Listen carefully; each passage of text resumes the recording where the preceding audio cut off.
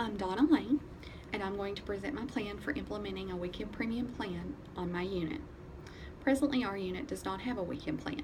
However, in the past two employee engagement surveys, staff have continued to comment about wanting a weekend plan. I've been hesitant due to staff are paid for hours that are not worked, and I've had a difficult time supporting that concept. However, after thinking about it, I would rather ask for a weekend program for my unit and keep my staff on my unit instead of having them leave my unit and transfer another unit who is offering a weekend plan, and run the risk of having to ask for high dollar agency or travel nurses to fill their positions. So what is a weekend plan? Nurses work 24 hours on 7A and are paid for 28 hours. And on 7P shift, they work 24 hours and are paid for 30 hours. Weekend hours include hours that begin at 3 p.m. on Friday afternoon and end 8 a.m. Monday morning.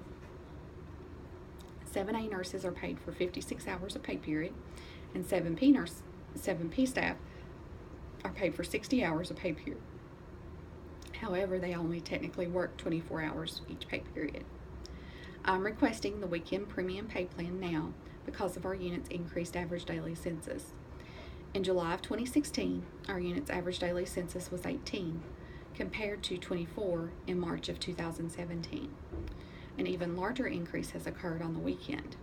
In 2016, the unit's average daily census was 15, compared to year-to-date fiscal year 17 being 22. Our unit's nursing hours per patient day was calculated based on an average daily census of 18.35, which is dramatically different from 22 or 24. With the increased census, unfortunately, we've also had an increase in our number of falls on the unit. In 2016, there were 7 falls compared to 15 in fiscal year 17 so far.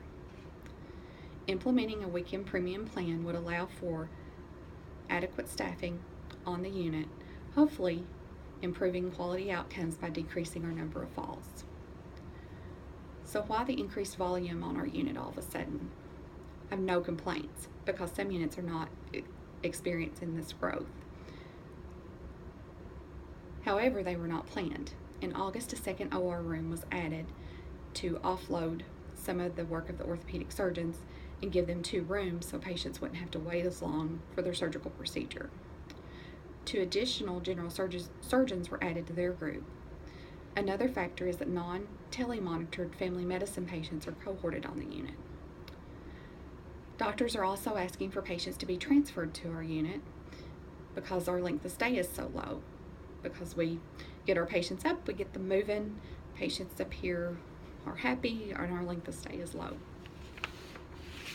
Currently, the unit is budgeted for 26.4 full-time equivalents, RN full-time equivalents, with 24.6 of those being filled. If the weekend premium pay plan is approved, an additional 1.3 RN FTEs would be added, bringing the new RN FTE total to 27.7. The plan will be for 1 RN to go to 7A and 1 RN to go to 7P. There will be an initial upfront cost that will be pretty hefty in the beginning because there will be adding 2 additional RN FTEs. The annual cost, including benefits for a regular full-time RN, is approximately $56,278. I'll be needing 2 of those, so the annual cost for 2 would be $112,556 compared to $108,264 for 2 weekend premium plan nurses. Another negative to the weekend premium plan is that nurses are paid for hours that are not worked. With only 2 weekend premium plans nurses being requested, the non-worked hours would be minimal. 2 full-time nurses I expect to transfer to the weekend positions. that would leave 2 vacant full-time RN positions to fill. That's why I calculated the full-time number of RNs to be needed at the $112,000 number. Once the positions are filled, overtime should decrease on the unit. If the proposal is not approved, I potentially would lose staff and have to orient new staff to the unit, which would ultimately probably cost more to our unit than 2 additional FTEs once you calculate in the amount of overtime that would be used while waiting for the position to be filled, as well as the time to orient the new staff to the unit and the cost to orient the new staff. Benefits for approving the weekend premium plan include improved continuity of care. The weekend premium plan RN would be assigned as the team lead RN. The physician teams would round with the same nurse each weekend. Nursing leadership would communicate with the same nurse each weekend. After the initial transition period, overtime should decrease on the unit, and data shows when employees are engaged, patient outcomes should improve, and that's from York and McCarthy, 2011. The success of the program will be evaluated based on decreased overtime, decreased fall rates, improved patient, staff, and physician satisfaction, improved communication between physician teams and nursing on the weekends and during the week. Research by Duda and Abbas in 2015 shows that patients are happier when physicians and nurses round as a team. Strengths of the program include it's a staff satisfier.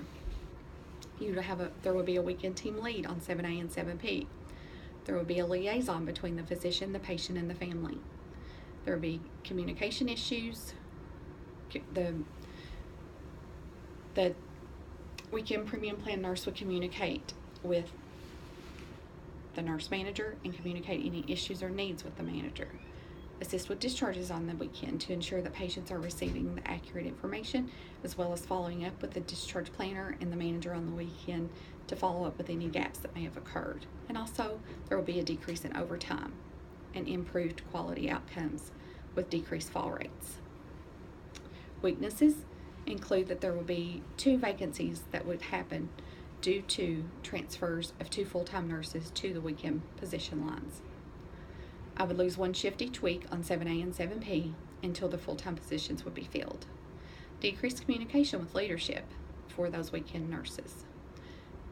I would be paying for hours that are not worked. Opportunities include improving the continuity of care. Staffing can be offloaded to be utilized more during the work week and also more so during those prime times when the census is higher, and to help with throughput to help get patients discharged more timely and admitted to the unit timelier. Also, better improved patient and employee satisfaction. The manager would have to adjust their schedule to have improved visibility with the weekend plan employees. Threats include there's 2 weekend positions, maybe too few for the program to be effective. There also may be conflict because of the few number of positions that are available.